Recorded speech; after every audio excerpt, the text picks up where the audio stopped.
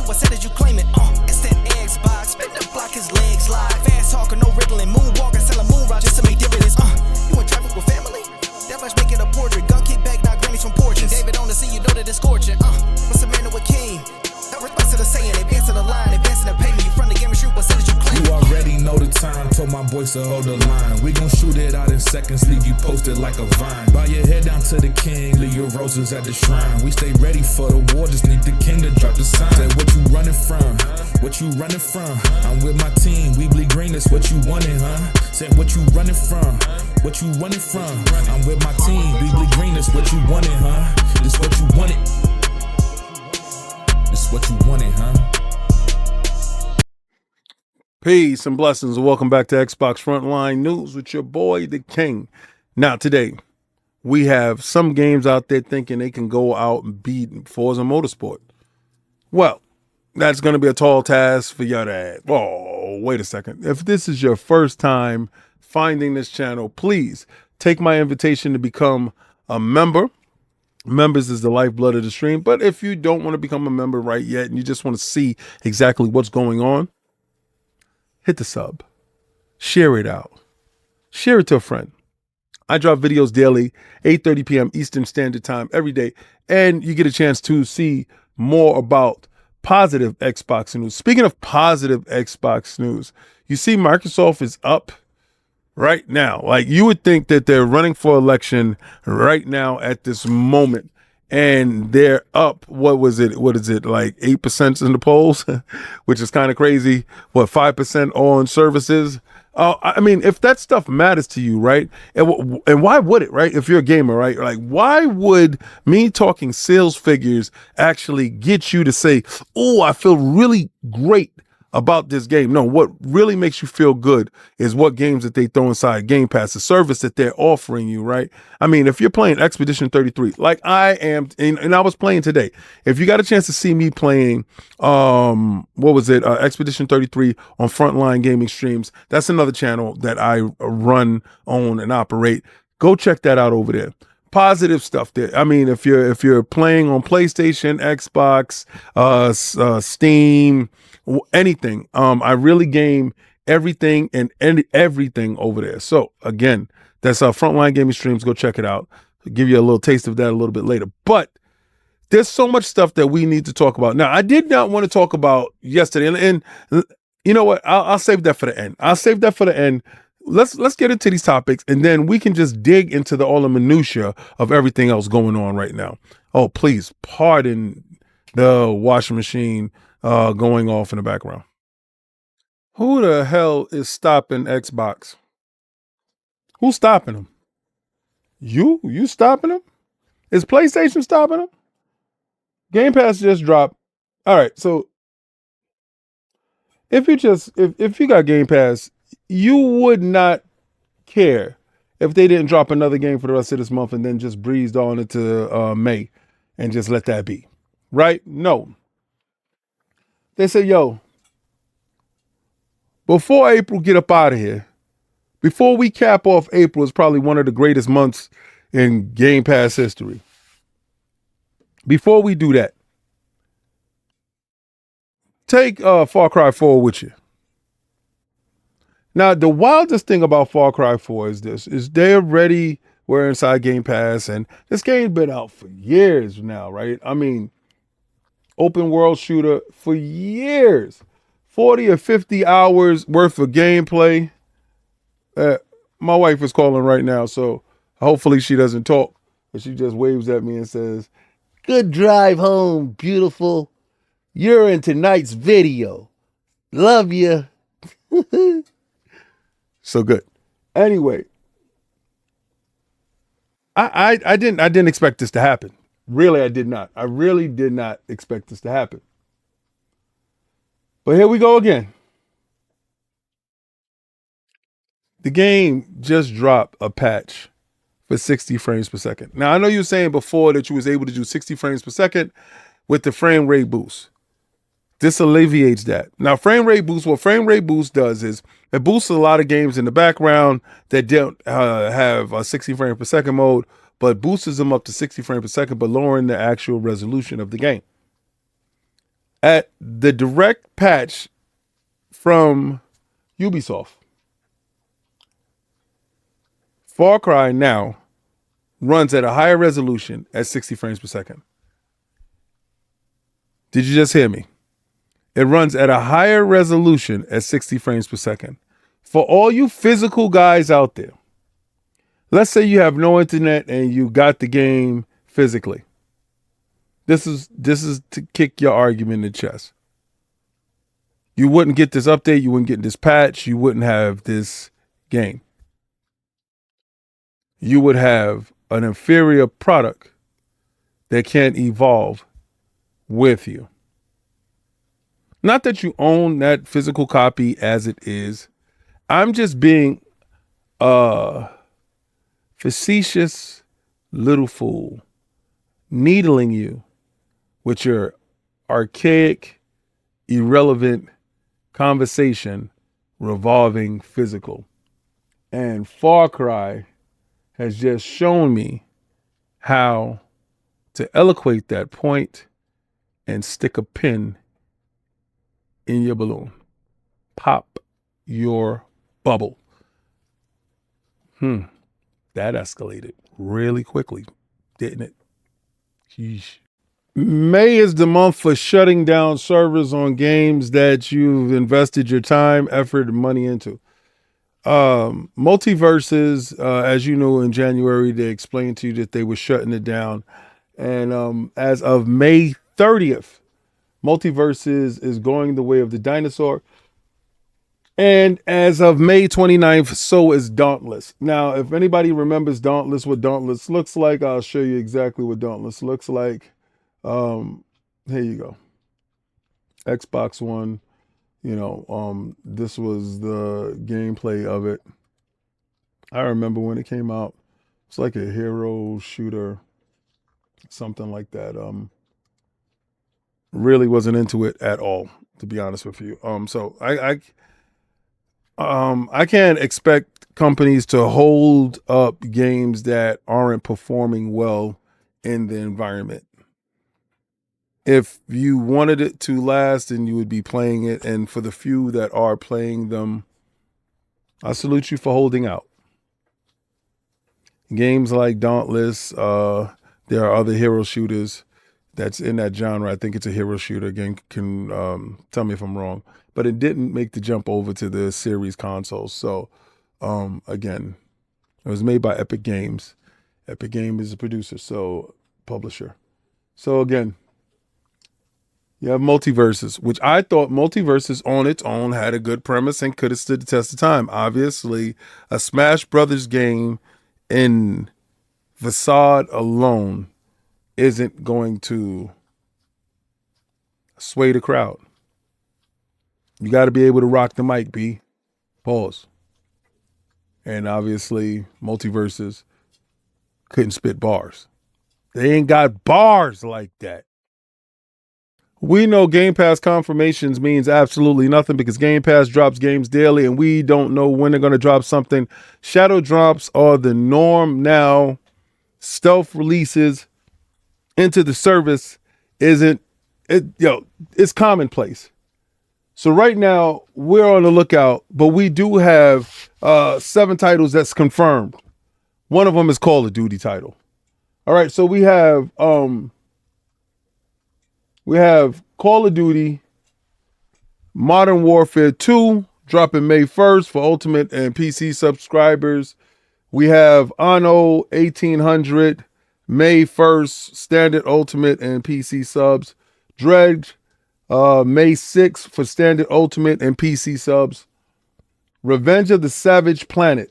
I can't wait to play that because I played Savage Planet, the first one. Thought Savage Planet was good. Never finished the game, but they do have a third person option that's in the game now. So, again, interested.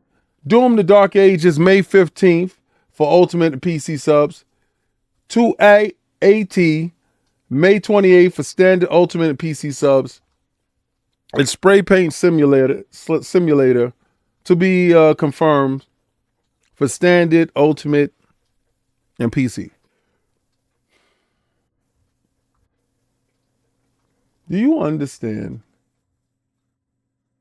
the sheer amount of value that you're receiving with Game Pass? It's insane. The the amount of freedom that you have inside the Game Pass ecosystem. Like, I mean, listen, giving you a chance to play Oblivion, Expedition 33, which you saw me playing on Xbox Frontline Gaming Streams. Got a refrain from saying Xbox there because Frontline Gaming Streams plays every console imaginable. Soon I'm gonna bring my turbo graphics down here. But seriously, the value proposition is outpacing price. And it's crazy. You guys you're lucky. I was there when they were snapping on it. Every so often, we get races that's coming out of the blue talking about they're ready to rival Forza Motorsports. Well, on the Xbox Series X and X this year, we have a game coming out that thinks it can do so, right? So Project Motor Racing aims to try to take down Forza Motorsports. Now, listen, this is not no ragtag bunch of dudes that's sitting there doing it. The new team at Straight 4 Studios, made up of key talents from the people that brought you Project Cars. Now, they're not a lightweight here. And I mean for you to take notice in this, right? All right, so the game is set to feature 70 different cars, 10 different racing classes, and 27 tracks, complete with licensed cars from Lamborghini, Aston Martin, Audi, with a brand new physics engine, unmatched handling realism with dynamic weathering, and 24-hour day-night cycle. Online racing alongside single-player career modes. So the game seems to have it all. And it seems to be launching in fall of 2025. You know, they still haven't nailed a date in which they're going to get this game to you. But if anything is any indication, the game is shaping up to look pretty good. Now, there's other games that come out as well. And Formula Legends. Now, okay, hear me out here. Formula Legends is like a Ghibli version of over the spoiler racing game that's perfectly blended with arcade accessibilities, with a little bit of strategic nuance to it. Listen, sometimes you need a little cartoon into it. Now, it does have weather. It does have day-night cycles. You can play with a lot of people online. If those serious sim games aren't your cup of tea, then maybe Formula Legends is. Now, it's not my cup of tea, but if it hits inside Game Pass, the kid might give it a shot. It might even get a star in face on Frontline Gaming Streams, where we stream games daily. You never know. You never know. Teenage Mutant Ninja Turtles Splintered Fate is jumping onto the Xbox, PlayStation, and it's getting a physical release as well. Now, the way that they splintered this thing up, which is crazy because it's Splintered Fate, and I think they're leaning heavily into this. The game is launching on the PlayStation first, right? Okay. So the game is launching May 20th on the PlayStation 4 and 5. In August 26th, you're going to get a physical edition that's for both consoles. And then, and also on the Switch. And then you get the release in June of the Series X and S and Xbox One. So you get it on all consoles. Now, I don't know what the hell is going on, but I've never seen this many Teenage Mutant Ninja Turtle games launched in 1 year or in such close proximity to each other and so diametrically different. from the movie being a resurgence to it, to the toy line actually picking up, to us going to Comic-Con and actually on a panel doing the interview about Teenage Mutant Ninja Turtles. This, my friend, is by far the largest amount of Teenage Mutant Ninja Turtles video games that I have ever seen in such a short period of time. And if you're a turtle head, if you're one of those individuals that can't get enough of Teenage Mutant Ninja Turtles, and I know people are dedicated to this stuff. I mean, I've seen people, men cave, that actually have so much Teenage Mutant Ninja Turtle stuff. So again, Turtles are back, and they're back better than before. And to be honest with you, these Ninja Turtles kind of resemble the Nickelodeon Ninja Turtles where they changed the colors. The purple, red, blue, and yellow.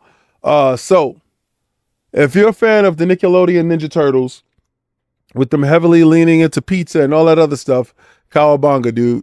I know that was corny and cringe as hell, bro. Serious. So are you pro acquisition now? That's the question, right? Because if this acquisition doesn't happen, Xbox is looking at a deficit that maybe they don't recover from, and they go the way of the dodo, and that's about it, right?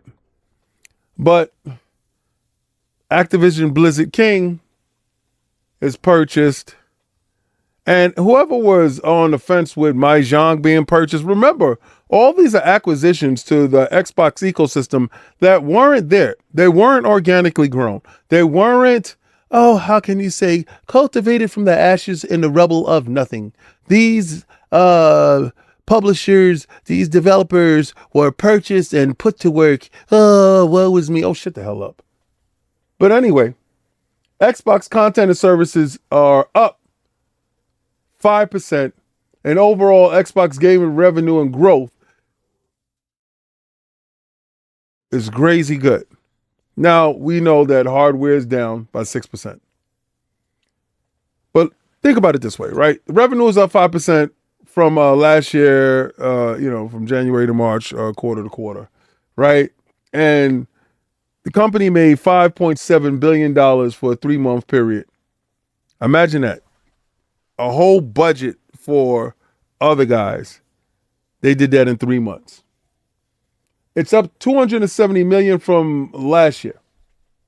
The content and services increased 8%, which Microsoft attributes to the performance across the Xbox Game Pass offering, which the company has been promoting more over the past year with day one availability of many of the biggest games. Call of Duty, Minecraft franchises, hardware revenue, which made up of the sales of Xbox devices, including the Xbox Series S and S, was down a total of 6%. But you also have to factor in the Surface is in there. Call of Duty released its most recent installment, Black Ops 6, last fall, and Minecraft likely benefited from the Jack Black film that made it go up. Listen,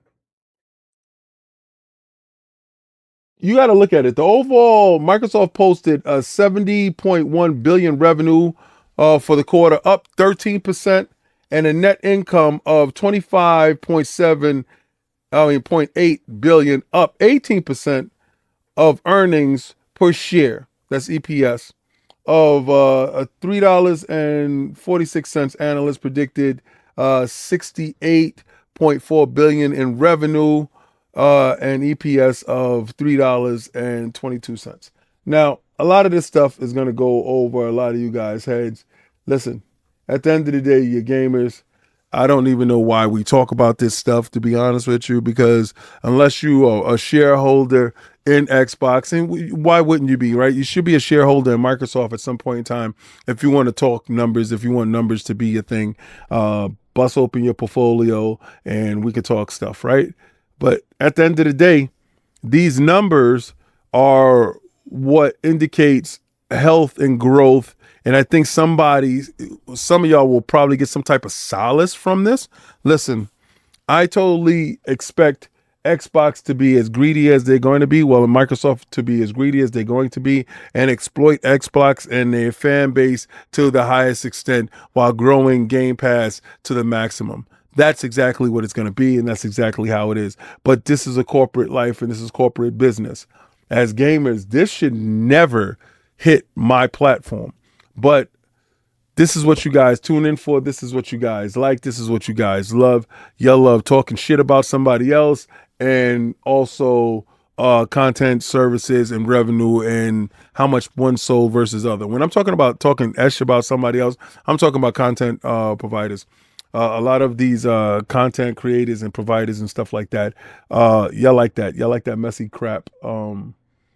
Me personally, I can give two shits about another guy and whatever he does, because honestly, what you eat don't make me ish, right? I really don't care for it. But at the end of the day, Xbox up, Xbox better, Microsoft doing a thing. I was pro acquisition, and I will always be pro acquisition, because I understand when people is cutting your legs off and making you too short to shit. Well, you have to find creative ways. And if your way is money, then use your money to bail you out of a problem. If you want to control this ecosystem, if you want to get into this space and actually be a mover and shaker larger than what you are, then you're going to have to do some bullying. And I think Microsoft and Xbox realize they have to go and bully the bully, especially when the bully doesn't have your money. Stand against the storm. Oh my God. All right. So if you play on Steam and stuff like that, Stand Against the Storm is actually coming to the Xbox consoles and Game Pass this June. It's going to launch June 26th, and you get a chance to, dive in. And this roguelike city builder is sure to put you through its paces. It has an estimated completion time of up to 200 to 300 hours. I don't know about you. 200 to 300 hours. You know how many matches that I can win in Fortnite, or rounds I can go in Marvel Rivals? Oh, man. But again, June 26th, you get a chance to jump in to play Against the Storm. Now, it's been out for, PC Game Pass subscribers for over a year now. Now console subscribers get a chance to play it. Listen, I know sometimes y'all say to yourself, right, the PC don't have any good things over inside Game Pass. I kind of beg to differ. They have a little gems here and there. So Against the Storm features roguelike gameplay loop, which see your runs end if your settlement succumbs to the Blight Storm. However, all your resources and upgrades and experience carry over to the next run, giving you a much needed boost to help your critter-filled civilization prosper once more. Listen, if you're into city builders, this is a roguelike. Might be a little bit different for the genre. Check it out. Against the Storm hits in June 26. Game Pass. Let's do it for console. Evil Dead the game could be delisted from the Xbox Game Store. Looks like the Saber Interactive Boss Team Games horror title, The Evil Dead the game, could soon be shut down and delisted from the Xbox Store. Now, PlayStation has already done it. PlayStation has already delisted the game in some regions, and the Epic Game Store as well. Though it's still on sale on Xbox and Steam, fans fear the servers for the Evil Dead and the game Evil Dead the game could soon be sunset as well. Now, it's kind of wild that these games can go away. Games reliant on the company having servers running. Not like that you can have your own server and you could just keep running the game no matter what independently. The game itself takes over 120 hours to complete, right? So it's one of those games where you can get all 1,000 achievements out. And it's an online only game. All achievements will be discontinued should the Saber Interactive Boss Team announce the server closure. I want to know, do you play this game? I'm not huge on these survivalist type of horror game. Like I think it's like Extraction. Well, they call them asymmetrical multiplayer game, right? Cool. Yeah, my son likes that stuff. I'm not a huge fan of it at all. But what I don't like, that doesn't mean that you're not supposed to like it. Anybody else can like it. My son loves these type of games. he plays a lot of them. I think that's his main genre of games that he plays. So again, the game looks good. It looks like it runs great. I don't know. Do you play it? Is it something that you will be petitioning against? Is it something that you're going to run out and buy just because you will have a relic of a game just to show how you don't really own a damn thing? Like you can really have the physical copy of this game, and literally once the servers go offline, you're done. You cook, you bake, you're finished.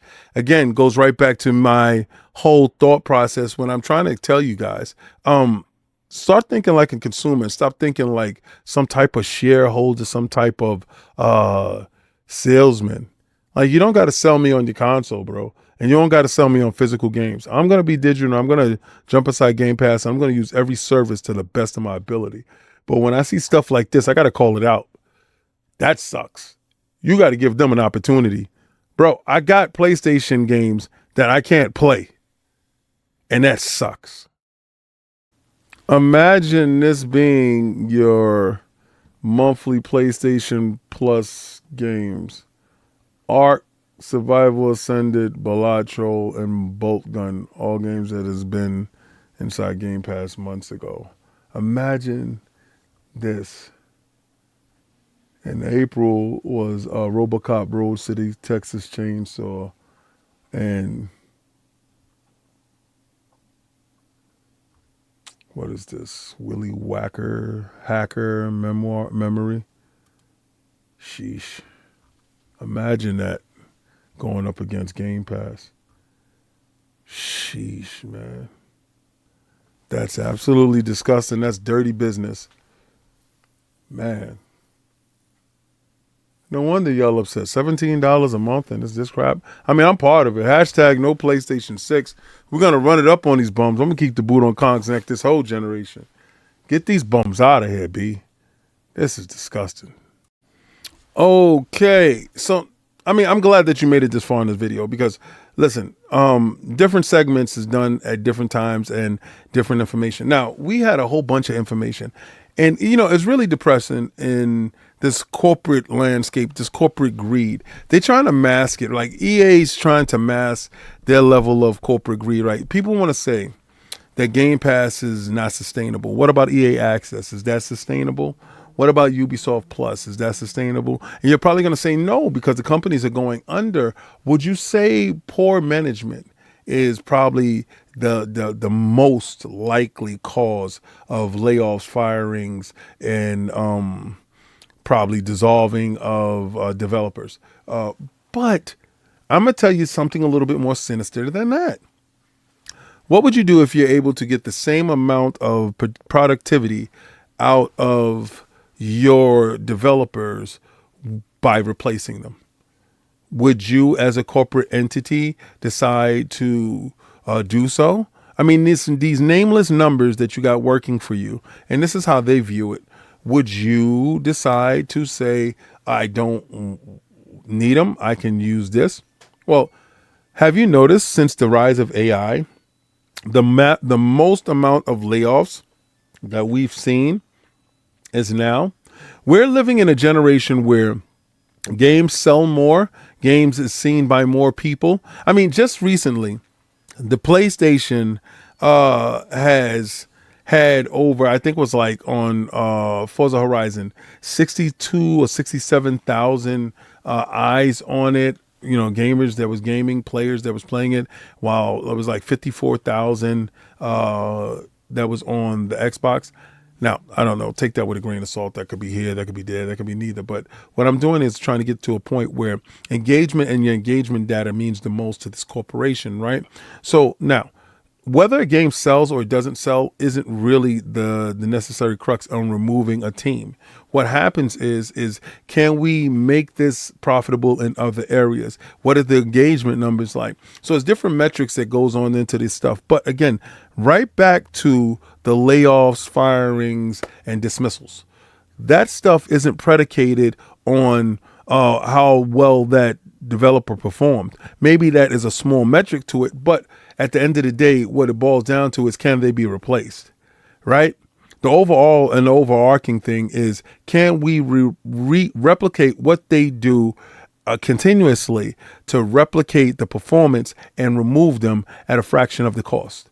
This is what bigger companies want, because they want their bottom line to stay the same. If you haven't noticed, in the past couple of years, prices on food and other items has gone up while your pay has actually either stayed the same or plateaued, right? And if you're looking for ways to get more cash, probably those avenues are cut off, right? If you're not willing to do Uber Eats, food delivery, stuff like that, something that is right now, AI can't actually facilitate, right? But in levels of coding, programming, game management, stuff like that, AI is making significant strides. The more you see the AI grow, the larger the loss in actual bodies that's inside the companies. So again, I'm telling you, the bigger problem is more and far insidious than you think, right? So don't look at games of service as a problem where Microsoft comes out and touts games of service and gaming content and everything being up, and they're overall up and positive with AI cloud services and all this other stuff happening, while physical hardware is down throughout the whole company from whatever devices that they do sell and get to you as a consumer. Now, in saying that whole thing, you have to be pro-acquisition. Now, I'm pro-acquisition because had you not got Blizzard, Activision King, then where the hell would Xbox be, right? Again, so all those people telling me all the layoffs and all this other stuff, listen, those companies were going to fold either way. Those layoffs was going to happen. Being the merger and acquisitions happen, maybe they got a little bit more in their safety net in order to give them another way to go someplace else. Now you got to look at, as you look at that, then you have to look at the overall thought process when it goes into something like Game Pass. Those games that they did get from Activision Blizzard King, they're able to put inside Game Pass and boost their services.